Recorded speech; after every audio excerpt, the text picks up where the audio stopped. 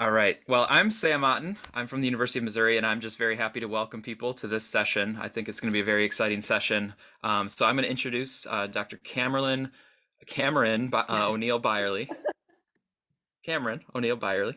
Got it. So she got her PhD from Arizona State, and she previously was the co-director of the Calculus Center at Colorado State, and now she's a faculty member in the College of Education at the University of Georgia. And she's going to be presenting on behalf of a team of scholars, and some of the other team members are in the chat. But Cameron's going to be talking about interpreting and understanding COVID-19 data. So a very timely topic, a very interesting one. I got a preview of it before this session, and I think it's going to be really exciting to hear about. And the way that this is going to go is Cameron's going to talk for about 30 minutes, but we are going to save about 15 minutes at the end of the session for a Q&A. So you can put questions in the chat. I will be trying to monitor the chat. There's also actually a Q&A function in webinar mode here. So if you also want to go to Q&A, that will also help me collect some of the questions that you want to make sure get to Dr. Byerly.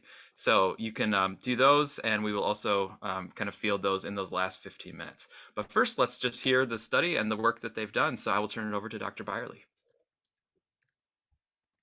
Hi, thank you so much for having me. It's really great to be here. All right, let me get my screen shared.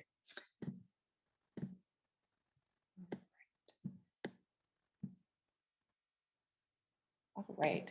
So I'm super excited and grateful for the invitation to talk to everyone. It's been a really interesting experience of COVID, despite how hard it is and how many people have lost loved ones, to be able to talk to people around the world that I might not otherwise have met. I wanted to thank everyone on my team. I'm reporting on a team project.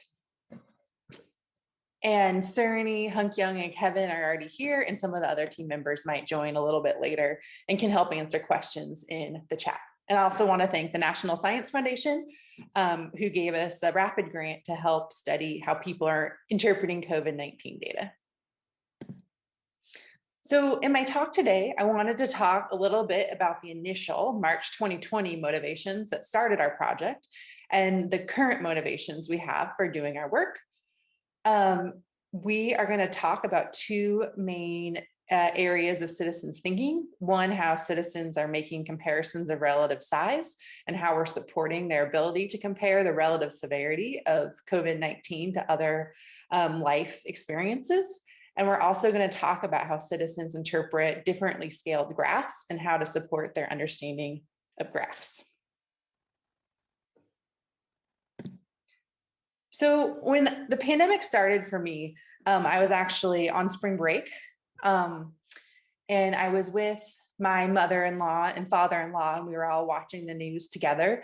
And it was interesting to see how the same group of people in the same household were interpreting the data really differently. So my background in research is studying how people think about relative size. And so I was interested in attending to how people were using fractions, proportions, percents, and ratios. And so my mother-in-law and I were watching TV, and this is, I wasn't recording our conversation, but this is roughly the conversation we had that I wrote down afterwards. And she was trying to think about COVID and decide whether or not 10% was a big risk, because she was in that over 70 group, and the TV told her she had a 10% risk of death if she got COVID. And my first reaction was, oh my gosh, 10% risk of death. That's terrifying. That's scary. But she kind of was just not sure. And so I interpreted the 1 in 10 for her. And after I discussed that with her, she decided, oh yeah, 10% was really scary, and she decided to stay home and order in her groceries and minimize contact to her household. So I also got started watching the news in March 2020 and thinking about how data and mathematics was being presented on the news. So this was a coronavirus task force briefing in the United States in March. And this was the session where they were trying to convince people to make drastic changes to their lives, to not go to school, to work from home, to hold kids back from going to school, to shut down businesses like bars, restaurants, really making some really drastic and financially damaging changes to people's lives. And this was one of the slides they used to motivate us. And the slide confused people for a number of reasons. And I could see the confusion because the reporters in the room were asking Dr. Birx a lot of questions about the slide. So I'm going to show you a little bit about what was confusing about the slide. Okay. So if you notice, one of the things that's confusing is that the y-axis is about cases, but the given information is about deaths. So there's a mismatch and it's unclear if the graph is showing deaths or cases.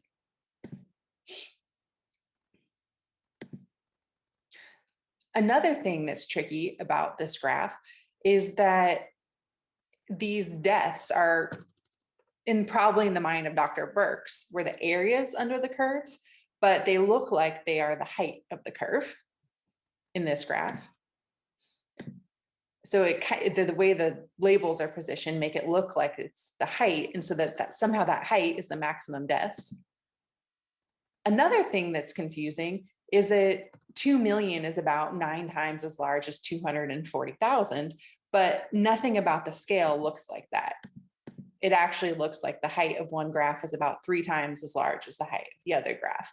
So I'm thinking in the background of my research, like, how are people making multiplicative comparisons of relative size? This is a hard skill for people. People are more likely to look at the visual multiplicative comparisons than looking at the numbers. So there is a variety of things that were difficult about this. We interviewed people on this graph. We created a mock simplified version of this graph that had a number of changes. For example, we scaled the graphs so that they were proportional to the numbers in the graphs. That way people could really see that there's a really big difference between doing nothing and staying 6 feet apart. We simplified the language. The main point that Dr. Birx was talking about at this point, it wasn't yet masks, it was staying 6 feet apart. So we replaced like confusing titles with simpler titles. We put numbers on the axes. We made all of the different things about daily deaths. And what a lot of the questions about were, well, when is this going to happen? And so we put time on the axes. Dr. Birx was using ICRSME, Institute of Health Metrics and Evaluation model. And so we were able to get the actual data. We also made it more of a less symmetrical graph because we knew the pandemic would get worse quickly, but then it would have a long tail. So that was the original motivation for our project, was seeing those graphs. In March 2021, I would say the challenge is pretty different. About 2/3 of the country has known someone who's died or been hospitalized from COVID-19.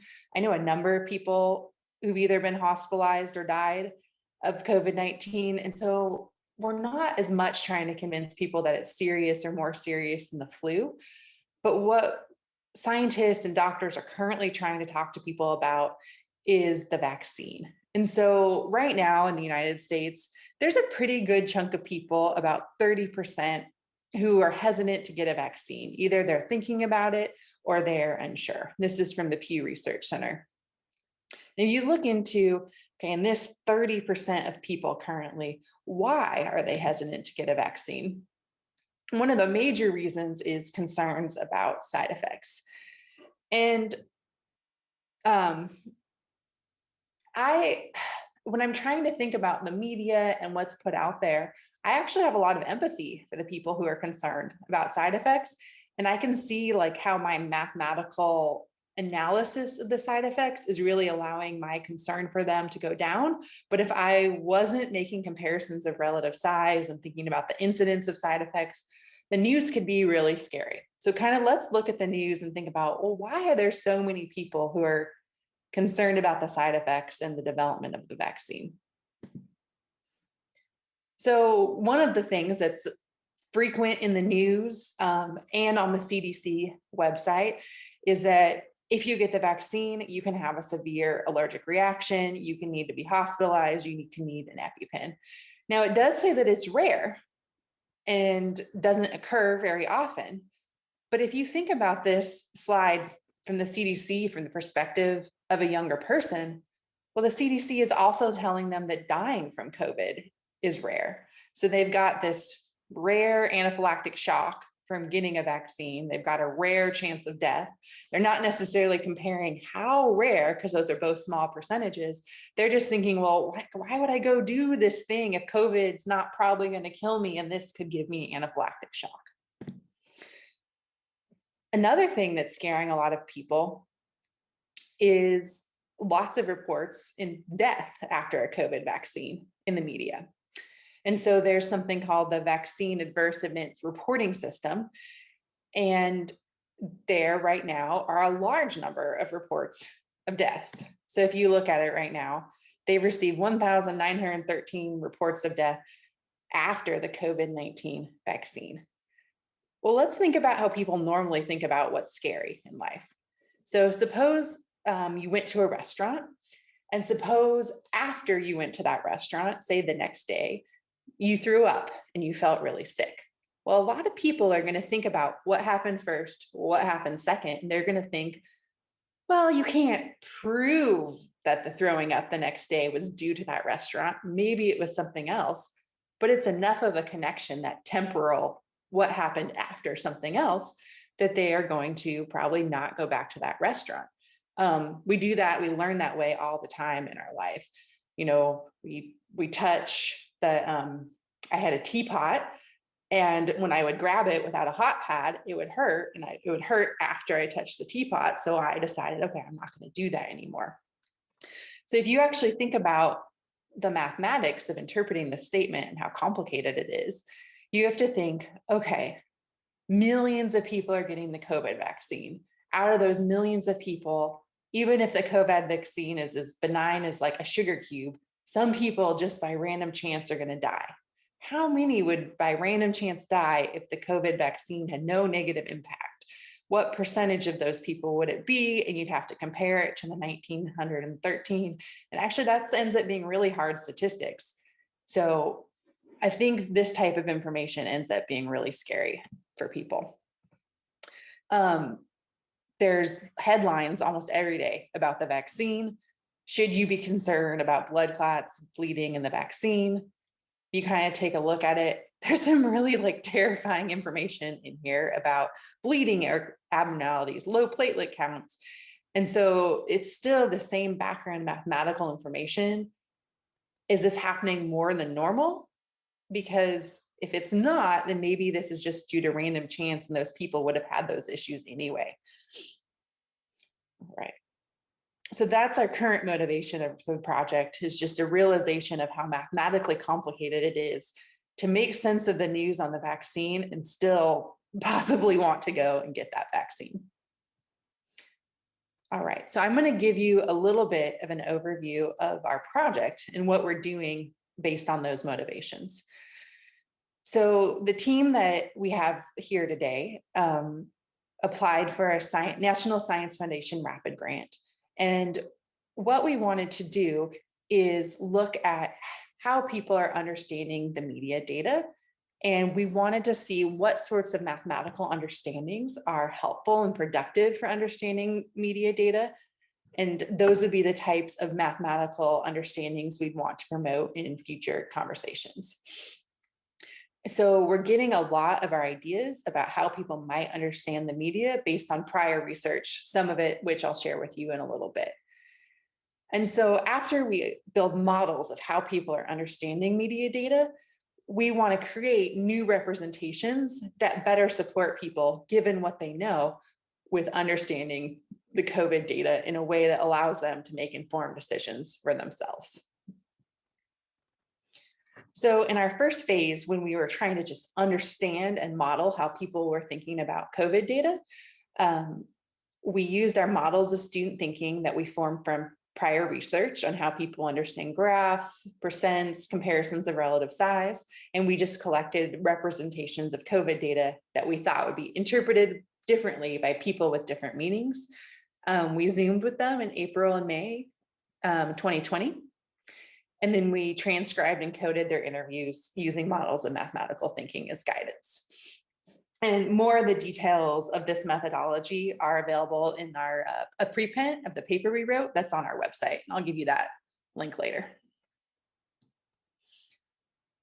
So in the phase one, when we were trying to just model people's thinking, we were just trying to see how did their mathematical knowledge support them in assessing the severity of COVID-19. And so for this talk, we'll focus on two specific issues.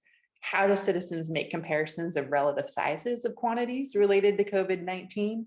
And how are citizens interpreting graphs related to COVID-19? And how specifically do their meanings for slope constrain or afford them in attempts to make sense of the severity?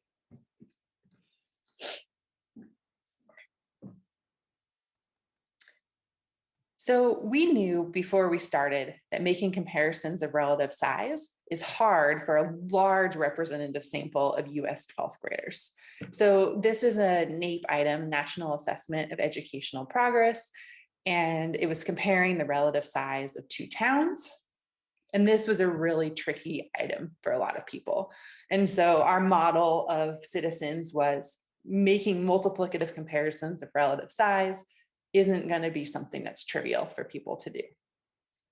And so the NAEP found that 3% had this completely correct and 24% of a sample of 12th graders had this partially correct.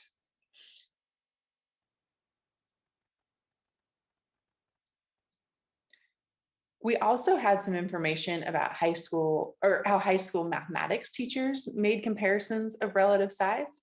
So Pat Thompson, Hunk Young, and Cerny created this validated diagnostic assessment of high school mathematics teachers, mathematical meanings for teaching.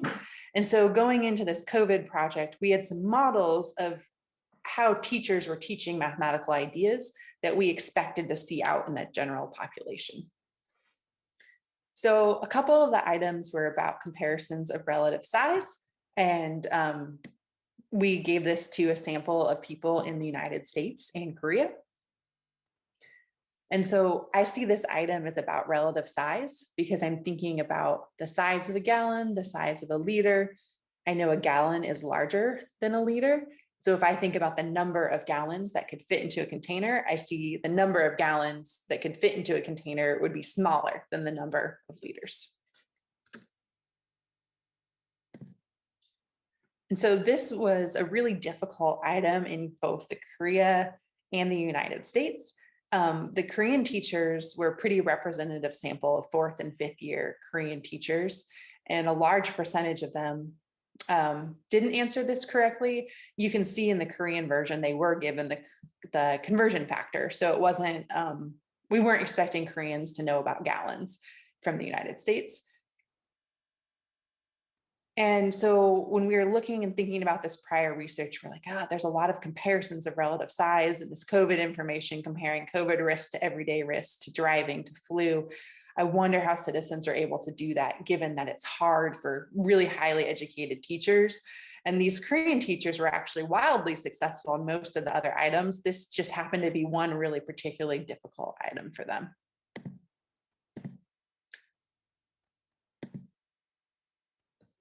Now I'm going to go to what were one of our interview items and what did people say about it.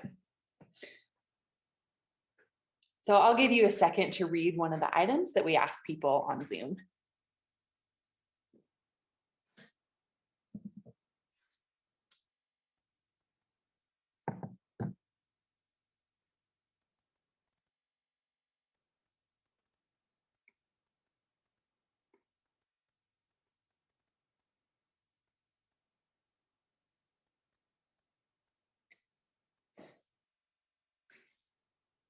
So at the beginning of the pandemic, we were hearing a lot in the news like, oh, well, COVID has a low death rate, flu has a low death rate. So why should we shut down the economy, keep people home for something that's low? Like a 2% tip is low, a 2% death rate is low. I was seeing 2.1% is 21 times as large as the 0.1 death rate of the flu. But I hypothesized that not everyone would have those mathematical schemes available to them. And a lot of people would think, oh, they're both small numbers. So let's take a look at what some people responded to this. We also asked people in Korea. We thought partially why we included the Korean sample is the situation in Korea was incredibly different in March and April 2020.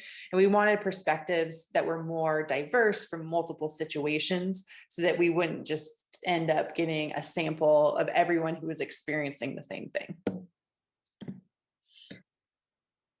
So some of the citizens were able to make comparisons of relative sizes. So Unsak and Amelia were both able to make an estimate of how many times as large. So this way of thinking was really helpful for them, especially with Amelia. She was able to really quickly see that when she was comparing 0.1 to 2.1, that 2.1 was 21 times as large. So I imagine someone like Amelia watching the news, throwing all these percents around, she was able to quickly and efficiently just make sense of those and think about the relative risks of different things and interpret those numbers.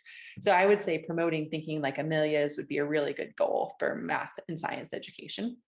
Unsuk was also able to get approximately the correct answer. It took her a little longer because she had to compute 0.1% of 50 million, 2% of 50 million. And so it took a little longer, but she was also able to get to the correct answer. I think it was maybe less likely that Unsak would be able to do that at the pace of like interpreting a news program.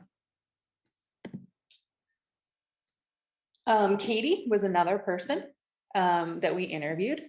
And so she saw 2% as a really low death rate, consistent with what we were seeing out in the news. And she said, oh, it's a low death rate. But she was a little bit wondering about the non-mathematical issue of like long-term impacts of COVID. And Katie didn't really see why she was needing to be staying home at that time, especially because the death rate was low compared to heart disease and cancer. Gertrude was a high school math teacher. She actually got her degree from the program I teach from.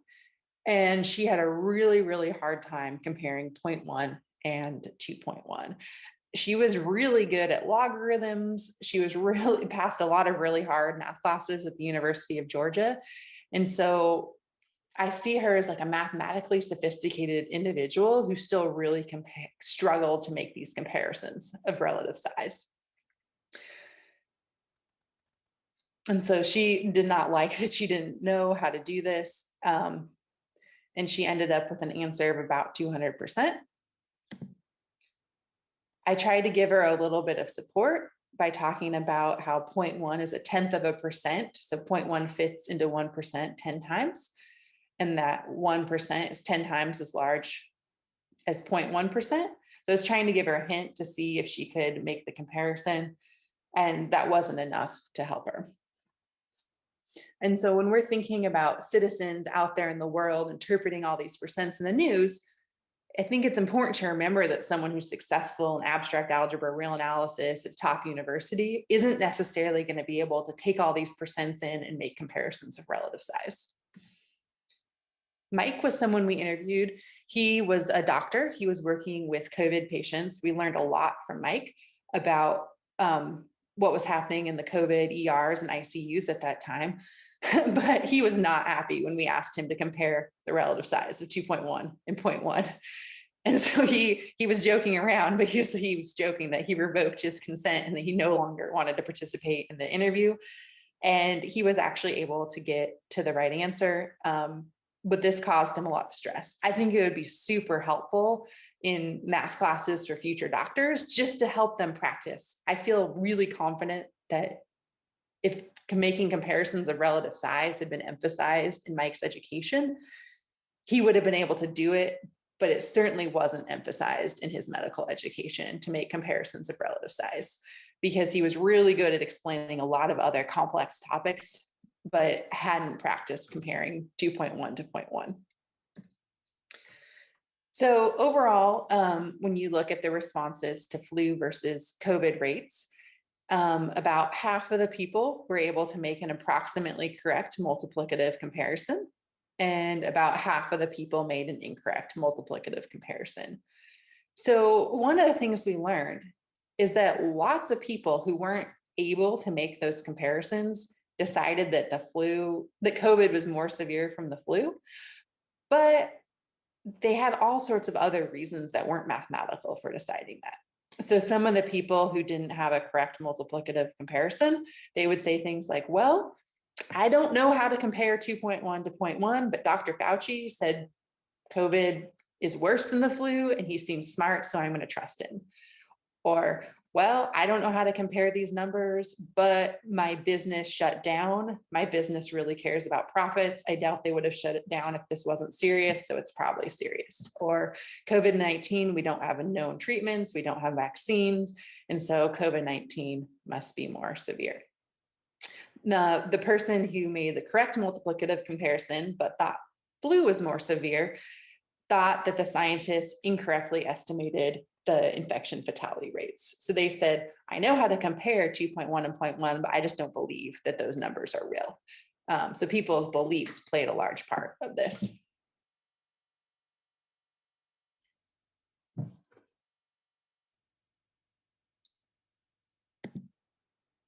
So what we decided to do was to try to support people making comparisons of relative size. And we created an app. And I think maybe Cerny or Hunk Young out there can put a link in the chat, but I'm going to go to our website and show you the app.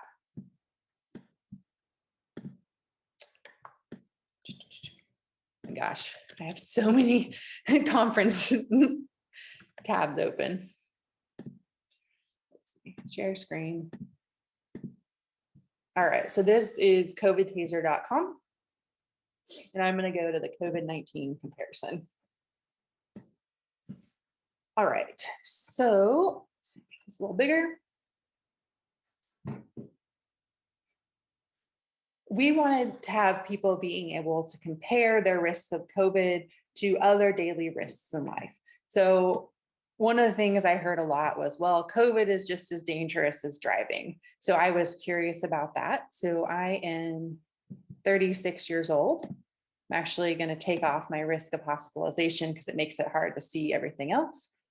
And so I wanted to know, well, how many miles would I have to drive to have the same risk of death as COVID?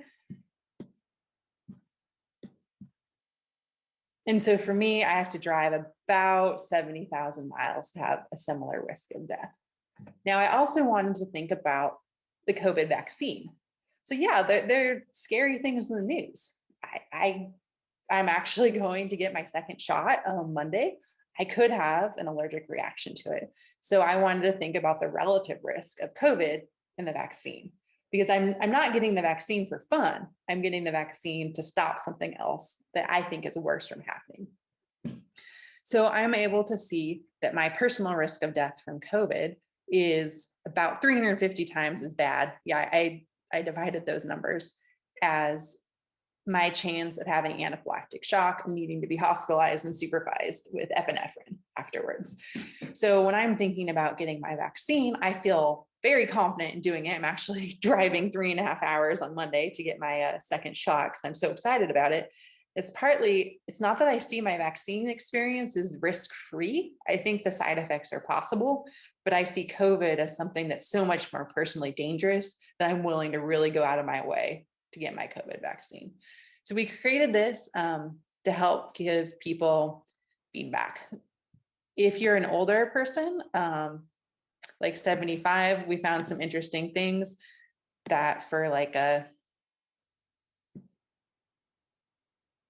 84-year-old, getting COVID is about the risk of death of climbing at Mount Everest. So there's some fun things that you can play around with in there.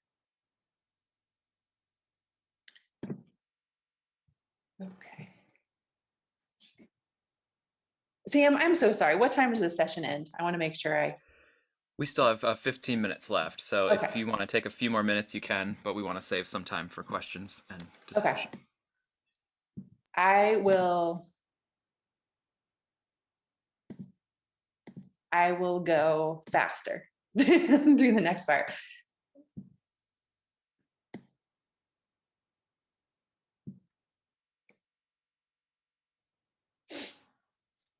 So right now what we're doing, haven't made it too far into this, is interviewing people about this relative risk applet.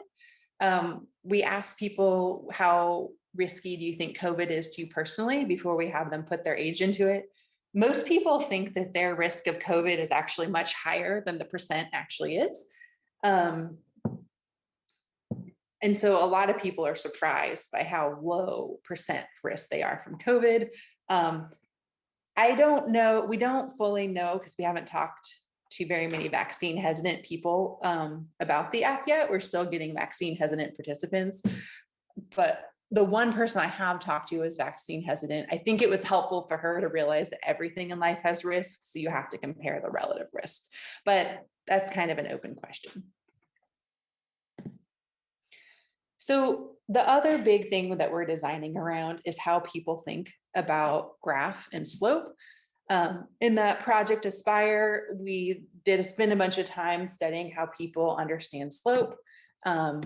Kevin Moore, another person on our research team, has spent a bunch of time studying how people understand graphs and the slope of graphs. And so we had a hypothesis that the scale of the graph was going to impact how people think about it, and that people were going to focus more on the shape of the graph than they were going to look at the numbers. So this is a graph of South Korea last year.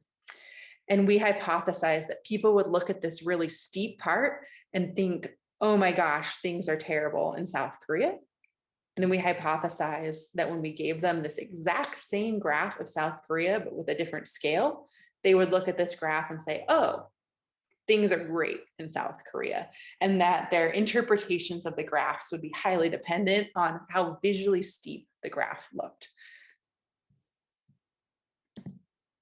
We also hypothesized that logarithmic graphs would be really hard for people to interpret. We knew from prior research that people really just tended to focus on the shape of the graph. And we thought that when people looked at the flattening of the log graph, they wouldn't be focused on the axes, and that they would say, oh, things aren't as bad. So that did end up being the case. I'm gonna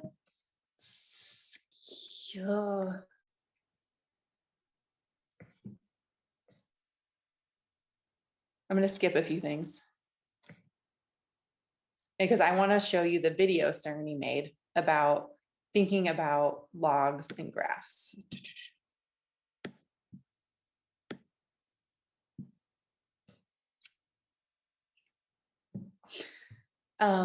So what we found was that people's meanings for steepness and graph really did impact them a lot. So a lot of people, when they looked at the graph, they focused only on the steepness of graph. And they did think that the log scaled graph of the identical data looked significantly less scary. Some of the people, including Gertrude, focused on the steepness of the graph and the numbers on the axes and thought about what quantities the steepness represented and the rate of change. And Gertrude was able to think about the log rails graph showing the identical information as other graphs. So this is the transcript of Gertrude, the same person that we were talking to you about before with the comparing of 2.1 and 0.1. And so she has really highly productive meanings for graph.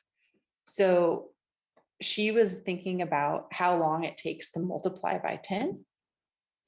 She was seeing the slope as telling us how fast something was changing. And she was really focused on the numbers on the axes and how long it took to multiply by 10. So really productive thinking about the log graph. We interviewed someone else named Bum Su. He used a really common way of thinking where he's just focused on the steepness. So Bum Su thought, okay, this graph of Korea looks about 45 degrees. And so he thinks the slope is about 2/3. It was interesting because Bum Su already knew in South Korea what the average rate of change of COVID was because he was a South Korean citizen, but he created a meaning for slope where he was just looking at like how steep does it look, ignored the axes and decided the slope was about 2/3. So he thought the situation in South Korea on the log scaled graph looked much better because the slope looked much less steep. All right. So one of the things that we want citizens to understand is that when you morph between linear and log scaled graphs, you're not changing what the data is, you're just putting it into a different scale because there's different things you can learn from different scales.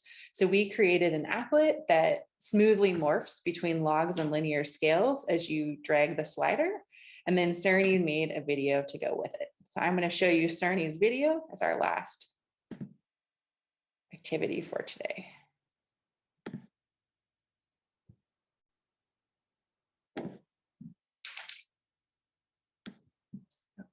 So share screen.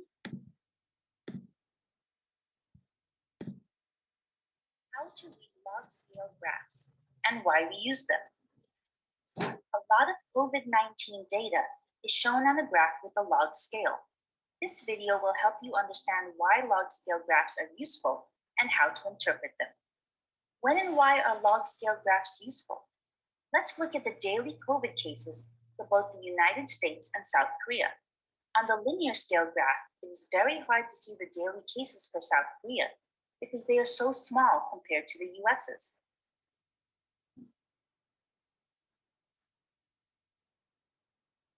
So one reason log scale graphs are useful is because they let us clearly see very large and small numbers at the same time so that we can compare their trends. But we can't interpret log scale graphs in the same way as linear scale graphs. Interpreting heights on log scale graphs. Looking at this log scale graph, we might think that on January 1st, the US has about twice as many daily new cases as South Korea. But looking at the values on the vertical axes shows us this cannot be true. In fact, the US had over 200 times as many daily cases as South Korea on this day. So to interpret log scale graphs, it is crucial to look at the axes. For more on this, please watch our second video.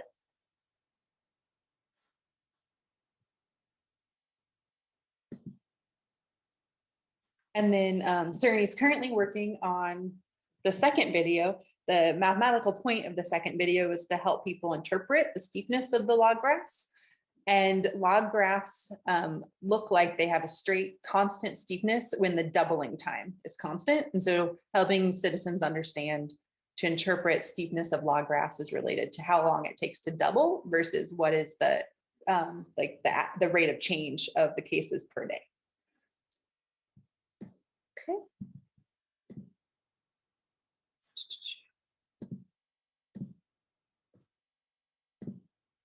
So some of the overall things I've learned from the project so far is that I think it's really important that mathematics and science educators help students develop meanings for graph that are useful in all contexts. So it's not useful to think a 45-degree angle is always a slope of 2.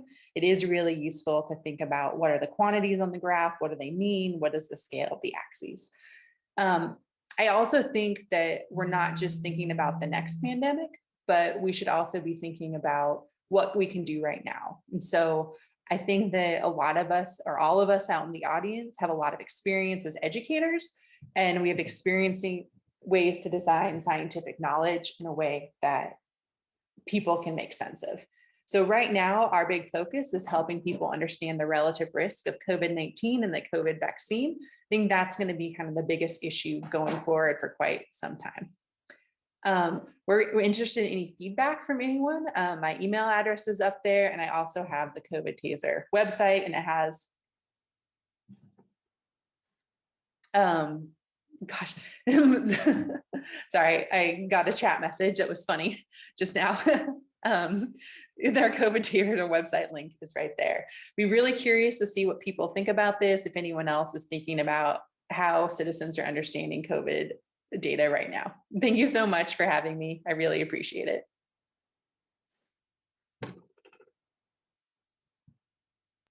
All right, wonderful. So we'll take a few minutes for some questions. I want to ask the first question, and it's kind of a theme that runs throughout, is this idea of like narrative knowledge or experiential knowledge and how that resonates with people and seems to affect them kind of deeply versus quantitative numbers, statistical information, or abstract kinds of notions of quantity.